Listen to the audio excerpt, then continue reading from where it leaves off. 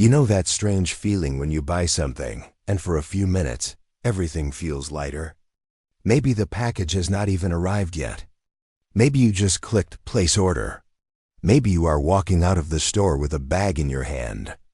But for a moment, there is a little lift. A spark. A sense that something changed. You were tired, bored, stressed, overwhelmed, or just a little unhappy, and then suddenly there was something new. A new shirt. A new gadget. A new skincare product. A new kitchen tool. A new notebook that somehow feels like it could turn your whole life around. And in that moment, it does not feel irrational. It feels hopeful. It feels like progress. It feels like control. Then later, the feeling fades. The package arrives, and it is fine. Not life-changing. Just fine. The shirt goes in the closet next to other shirts. The gadget gets used twice. The planner sits on the desk. The product joins a crowded bathroom shelf. And you look around and think, why did I buy this? Not because the object is terrible. Not because you are careless. But because somewhere between wanting it and owning it, the magic disappeared. The item promised a feeling. The feeling arrived briefly. Then it left. And now you are holding the receipt. That cycle can be exhausting because it makes you feel like you cannot trust yourself. You tell yourself, I am done buying random stuff. You unsubscribe from emails. You delete a shopping app. You make a budget. You feel serious. Then one hard day happens. Or one sale pops up. Or one influencer recommends something that looks perfect. Or you see someone online living a version of life that looks cleaner, calmer, richer, more organized, more beautiful, more in control. And suddenly, you are back in the same loop, convincing yourself that this purchase is different. This one makes sense. This one solves something. And maybe that is the key word, solves. Most unnecessary purchases are not really about the object. They are about a problem the object seems to solve. Not always a practical problem. Sometimes an emotional one. You are not just buying a jacket. You are buying the feeling of being put together. You are not just buying a coffee machine. You are buying the fantasy of peaceful mornings. You are not just buying storage bins. You are buying the hope that your life will finally feel organized. You are not just buying a course, a book, a supplement, a device, a bag, or a pair of shoes. You are buying a possible version of yourself. Let's imagine a whiteboard. At the top we write, why do I buy things I do not need? Most people answer this with one word, impulse. But impulse is not the full story. So underneath, we draw an arrow and write, feeling. Then another arrow, story. Then another arrow, system. Because buying things you do not need is really just a random failure of discipline. It is usually the result of a feeling that needs relief, a story that makes the purchase meaningful, and a system that makes buying incredibly easy. Start with the feeling. Human beings do not only spend money to get utility. We spend money to regulate emotion. That sounds clinical, but it is very ordinary. When you are stressed, buying can give you a sense of control. When you are sad, buying can give you a sense of comfort. When you are bored, buying can give you novelty. When you feel behind, buying can give you the feeling of catching up. When you feel unseen, buying can give you identity. When you feel stuck, buying can give you movement. The object becomes a shortcut to a state you want to feel. That is why need is such a tricky word. Technically, you may not need the thing. But emotionally, you may feel like you need what the thing represents. You may not need another pair of headphones, but you need silence. You may not need another outfit, but you need confidence. You may not need another productivity app, but you need the belief that your life can become manageable. This is why telling yourself, I do not need it, does not always work. The emotional brain replies, maybe not, but I need something. Now let's be fair. Wanting things is not bad. Enjoying beautiful objects is not bad. Buying something that makes your life easier is not bad. Treating yourself sometimes is not bad. The problem begins when buying becomes the main way you manage discomfort. Because then the purchase has to do emotional work it cannot actually do. A product can give you a temporary lift, but it cannot fix chronic stress. It can decorate your life, but it cannot give your life direction. It can help you express identity, but it cannot create self-worth from scratch. So if you keep asking objects to solve emotional problems, you will keep needing new objects. This is where the math comes in. Not complicated math. Behavioral math. When your brain sees a potential purchase, it does not simply calculate price versus need. It calculates expected emotional payoff. Imagine the whiteboard again. On one side we write, cost $40. On the other side, we write, expected feeling, relief, confidence, excitement, control.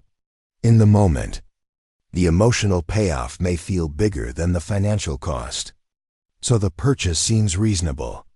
The problem is that the expected feeling is usually inflated. You think the item will make you feel better for a long time, but the feeling often fades quickly. This is connected to something called hedonic adaptation. Hedonic adaptation means we tend to get used to changes, even positive ones. A new item feels exciting at first because it is novel. Your brain notices it. It stands out. But over time, it becomes normal. The new shoes become just your shoes. The new phone becomes just your phone. The new decor becomes part of the background. The emotional spike drops. And when that happens, your brain may start searching for the next spike dot, so the equation looks like this. Anticipation plus purchase equals short-term reward. But ownership plus time equals normalization. That is why wanting often feels better than having. Wanting is full of possibility. Having is specific. Before you buy, the item can represent anything. It can represent a better routine, better confidence, better taste, better discipline, better status, better comfort. After you buy, it becomes a real object with limits. It cannot carry the whole fantasy anymore. This is one of the most important ideas in consumer behavior. We often consume imagined futures. We buy based on who we think we will become after the purchase. This is why fitness equipment, planners, books, kitchen gadgets, and organization products are so tempting. They do not just say, own me. They say, become someone. Become healthier. Become calmer. Become more successful. Become more attractive. Become more disciplined. Become the kind of person who has their life together. The purchase feels like a vote for that identity, but there is a painful gap between buying the symbol and becoming the person. Buying running shoes is easier than running. Buying a planner is easier than planning. Buying cookware is easier than cooking every night. Buying a book is easier than changing your habits. Again, this does not mean those purchases are useless. Sometimes the right tool genuinely supports change. But if the purchase substitutes for the behavior, then you have not bought transformation. You have bought a symbol of transformation. Let's write another phrase on the whiteboard. The item is not the identity. This matters because a lot of unnecessary buying comes from identity tension. You see the version of yourself you want to be, and the product appears as a bridge. A minimalist desk setup. A luxury-looking wardrobe. A skincare routine. A home gym. A set of glass containers. A camera, a laptop. A watch, each thing whispers, this is what people like that own. And if you are trying to move toward that identity, buying the object can feel like progress. But real identity change is usually built through repeated behavior, not repeated purchasing. The math gets even more serious when small purchases repeat. A $12 item does not feel like a financial event. A $20 item feels manageable. A $45 item can be justified if it is on sale. But if emotional purchases happen several times a week, the total becomes real money. The problem is that each purchase is judged alone. You do not feel the annual cost when you click buy. You feel one moment, one item, one justification. But your bank account experiences the pattern. If you buy 3 unnecessary $25 items each week, that is $75 a week. That is roughly $300 a month. Over a year, that is about $3,600. And that number does not include the larger impulse purchases, the upgrades, the subscriptions, the returns you forgot to make, the shipping fees, the just-to-reach free shipping extras, or the storage solutions you later buy to organize the things you did not need in the first place. The real cost is not only the price of the item, it is the ecosystem of ownership. Ownership has hidden costs. Every object requires space. Some require maintenance. Some require accessories. Some require time. Some create clutter. Some create guilt. Some create decision fatigue because now you have more options to sort through. A crowded closet can make getting dressed harder, not easier. A crowded kitchen can make cooking feel more stressful, not more inspiring. A crowded digital life can make you feel more distracted, not more productive. The promise was ease. The result can be friction. This is where we move from the math to the system. Because the modern consumer environment is not neutral. It is designed to turn feelings into purchases as quickly as possible. Every platform you use is learning what you pause on, what you click, what you almost buy, what you add to cart, what you abandon, what you watch twice, what you search for at midnight. The system does not need to understand your soul. It just needs to predict your next weak moment. Think about how shopping used to work. You had to go somewhere. You had to walk through a store. You had to carry the item. You had to stand in line. You had to hand over cash or swipe a card. There was friction. Now shopping follows you everywhere.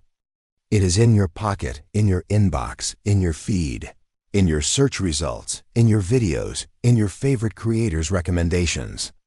You can go from emotional trigger to completed purchase in under a minute. The distance between desire and transaction has collapsed. And the system is very good at making purchases feel personalized.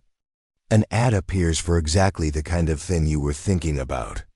A creator says, "I am obsessed with this." A store says, "Recommended for you." A brand says, "You left something behind." The message is not just "buy this." The message is "this fits you." That is powerful because people do not only want products. They want recognition. They want to feel seen.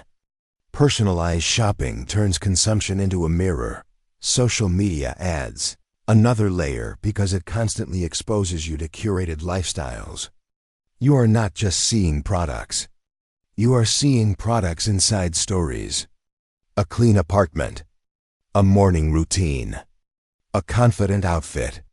A desk setup. A pantry restock. A travel bag. A quiet luxury aesthetic. A reset day. A self-care night. The product is embedded in a scene of emotional order. You are not just buying the item. You are buying proximity to that scene. And this is important. Comparison does not always feel like jealousy. Sometimes it feels like inspiration. You see someone's life and think, "That looks nice. I want to feel like that." There is nothing wrong with being inspired. But when inspiration is constantly monetized, it can become a spending trigger. The platform shows you a life, then links the products. The gap between seeing and buying disappears. Want the feeling? Here's the cart. There's also the system of scarcity. Only 2 left. Sale ends.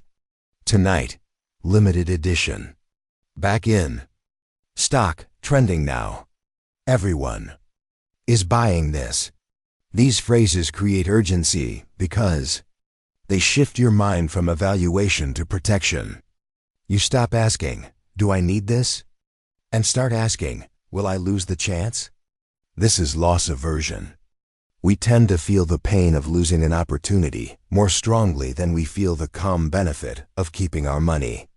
So not buying starts to feel like losing, even though not buying usually means you still have your money, your space, and your choice. Another system-level force is payment abstraction. When you pay with cash, the loss is visible. When you tap a card, use a saved payment method, split payments, use store credit, or buy now and pay later, the pain of paying is reduced. That matters. Spending becomes smoother, which sounds convenient, but convenience is not always your friend. The easier it is to spend, the less time your better judgment has to enter the room. Buy now, pay later is especially powerful because it separates the pleasure from the pain. You get the item now, but the cost is divided into pieces that look smaller. A $160 purchase becomes 4 payments of $40. The brain relaxes. But your future budget does not experience the purchase as magic. It experiences the payments. And if several past purchases are all collecting money from your future self, you begin to feel trapped by decisions that once felt harmless. So when you say, "Why can't I stop buying things I do not need?" the honest answer is not just because you lack discipline. The answer is because buying things is serving emotional needs. Because your brain overestimates how long the good feeling will last. Because identity is being sold through objects. Because the modern shopping system is built to reduce friction. Because algorithms put temptation in front of you at vulnerable moments. Because social media turns lifestyles into storefronts. And because payment systems make spending feel less real. That is not an excuse. It is a map. And once you have a map, you can stop treating every unnecessary purchase like a mysterious personal failure. You can start seeing the pattern. Now let's move to the exit strategy. The goal is not to never buy anything fun again. That kind of extreme approach usually backfires. If every purchase becomes a moral test, you will eventually rebel against your own rules. The goal is to rebuild the space between wanting and buying. Because that space is where freedom lives. The first strategy is to name the feeling before you buy. Not the item. The feeling. When you want to buy something, pause and ask, "What am I hoping this will make me feel?" Do you want comfort? Confidence? Relief? Control? Novelty? Belonging? Escape? Once you identify the feeling, the purchase becomes less automatic. You may still buy the thing, but now you are being honest about what is happening. Sometimes that honesty is enough to break the spell. For example, if you realize, "I do not actually need this. I am stressed and want relief," then you can ask a better question. Is buying this the best way to get relief? Maybe the answer is no. Maybe you need a walk, a shower, a meal, sleep, a conversation, a clean room, a plan, or just 10 minutes away from your phone. The goal is not to deny the need. The goal is to meet the need more directly. The second strategy is to separate want from urgency. Wanting something is allowed. Urgency is the part to question. If you want it today, put it on a list. Give it time. A 24-hour rule can help for smaller purchases. A 7-day rule can help for larger ones. If the item is still genuinely useful after the emotional spike fades, you can make a calmer decision. But if you forget about it, that tells you something too. Many purchases survive only inside the heat of the moment. The third strategy is to calculate cost in life units, not just money. Money can feel abstract. So translate it. If something costs $80, ask how many hours of work it represents after taxes. Ask what else that money could do. Ask whether it could reduce stress somewhere else. This is not about making every purchase joyless. It is about reconnecting the price to reality. The seller wants you focused on the item. Your job is to also see the trade-off. The fourth strategy is to use a true need list. Before you shop, write down what you actually need or have intentionally decided to buy. This matters because shopping without a list lets the environment decide for you. A list creates a boundary. It says, "These are my priorities," before the algorithm starts talking. If something is not on the list, it does not mean you can never buy it. It means it has to wait long enough to prove it belongs. The fifth strategy is to remove the easiest triggers. Unsubscribe from promotional emails. Delete shopping apps during vulnerable seasons. Turn off saved payment methods if one-click buying is a problem. Unfollow accounts that reliably make you feel inadequate or spendy. Create friction on purpose. Friction is not failure. Friction is protection. You are not trying to make life harder. You are trying to make impulsive buying less automatic. The sixth strategy is to make your financial goals visible. Unnecessary purchases thrive when your bigger goals are invisible. If your emergency fund, debt payoff, vacation fund, home fund, retirement account, or freedom fund is just a vague idea, it will lose against a vivid product image. Make the goal concrete. Track it. Name it.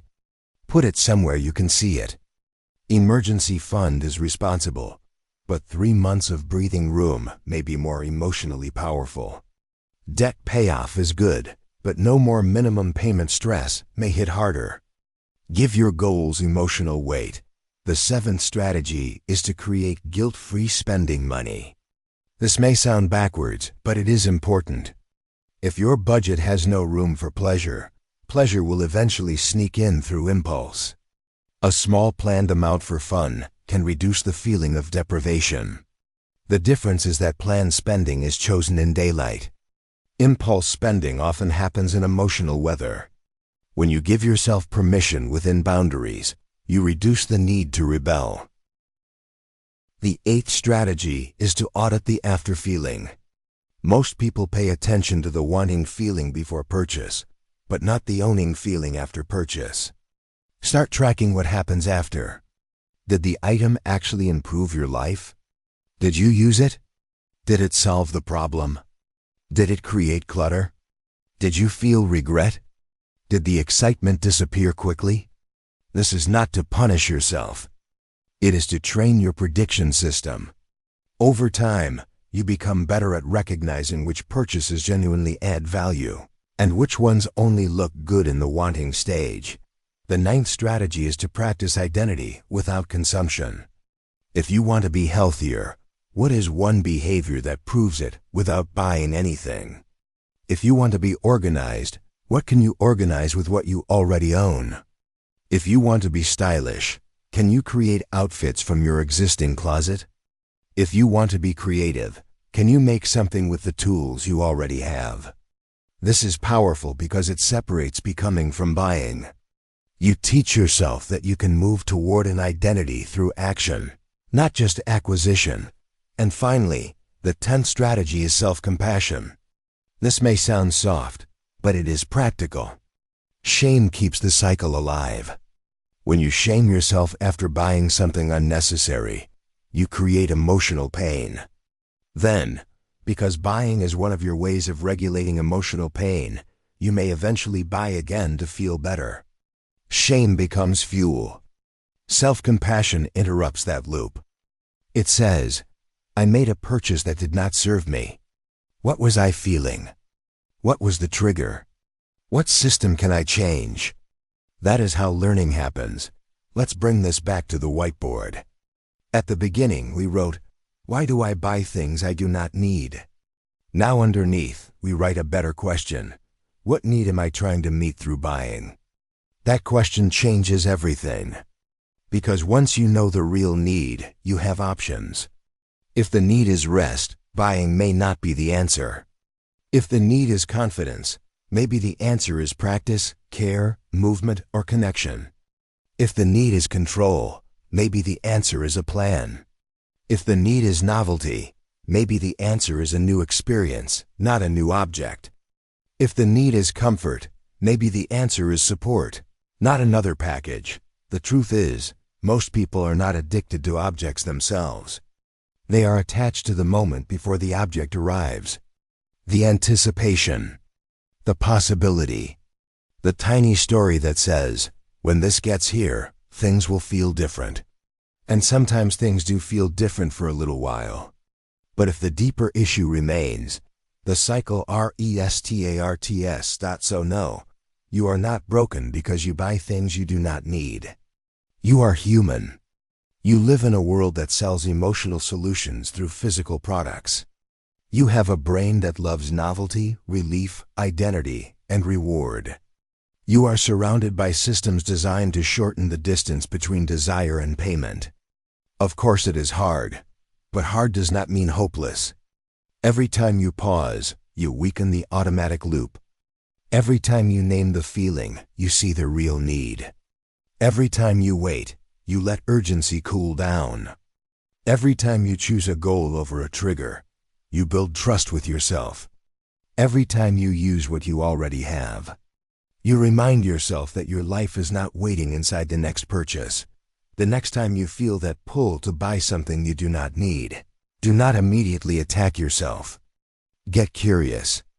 Ask, what is this promising me? Is it promising peace? Confidence? Control?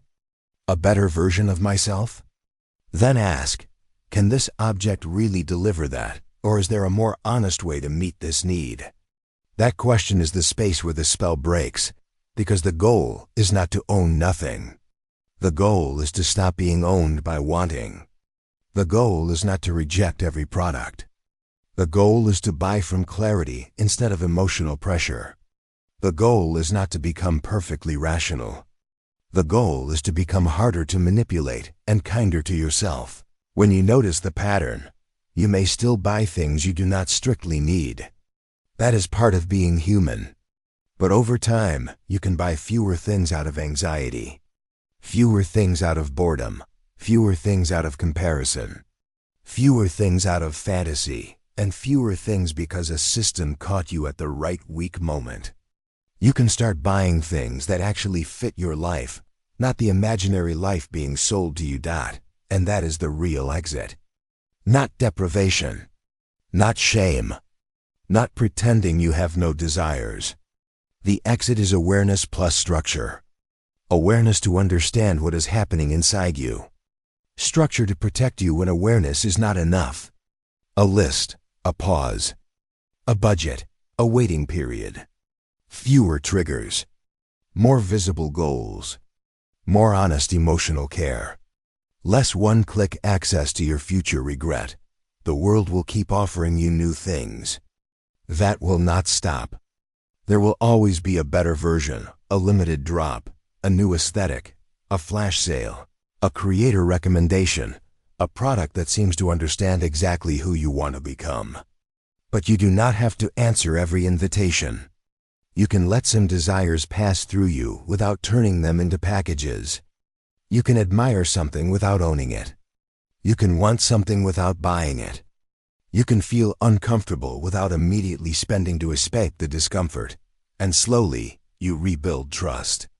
Not because you never slip, but because you know how to return. You learn that a feeling is not a command. A sale is not a command. A trend is not a command. A bad day is not a command. You can pause. You can choose. You can ask what you really need. That is how you stop buying so many things you do not need. Not by becoming someone with no impulses, but by becoming someone who understands them. Not by hating your wants, but by listening beneath them. Not by letting every product become a promise, but by remembering that the life you want is built mostly through actions. Relationships, habits, rest, attention, and choices that no shopping cart can fully provide. The next purchase may still call your name. But now you can look at it differently. You can see the product. You can see the promise. You can see the feeling. You can see the system. And once you can see all of that, you are no longer just reacting. You are deciding.